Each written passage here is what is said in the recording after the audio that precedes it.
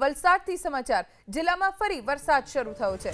Kosamba ભાગડાવાડા Halar road વિસ્તારમાં વરસાદ, Tithal road આઝાદ ચોક સહિત વિસ્તારમાં ધોધમાર વરસાદ પડી રહ્યો છે। ભારે વરસાદના કારણે વિઝિબિલિટીમાં ઘટાડો થઈ ગયો। વાવણી લાયક વરસાદના કારણે ખેડૂતોમાં ખુશીનો માહોલ છે। અમારા સંવાદદાતા બ્રિજેશ શાહ પાસેથી વધુ જાણકારી પ્રાપ્ત કરીશું। બ્રિજેશ, વલસાડમાં કયા કયા વિસ્તારોમાં વરસાદ પડી રહ્યો છે હાલ?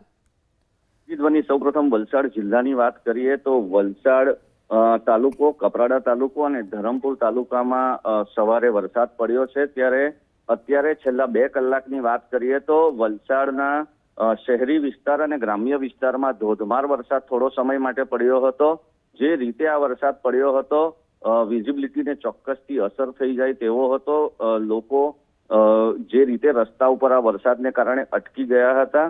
થોડો સમય માટે આ ધોધમાર વરસાદ પડ્યો હતો અને ત્યારબાદ ફરી ઝરમર વરસાદ થયો હતો। પરંતુ જે ચોમાસું કહી શકાય કે વલસાડને જરૂરિયાત છે, ખેતી માટેની જરૂરિયાતનો જે વરસાદ હોય છે તે પ્રકારનો વરસાદ અત્યારે પડી રહ્યો છે। થોડા સમયે ધોધમાર વરસાદ, ફરી વરસાદ ધીરો થાય છે, ફરી પાછો ધોધમાર વરસાદ પડે છે। આવા પ્રકારનો વરસાદ જે હોય છે તે ખેતી માટે ખૂબ ઉપયોગી છે, કારણ કે જમીનમાં આવા વરસાદથી પાણી પચતું હોય છે। જી, આભાર બ્રિજેશ, જાણકારી આપવા માટે।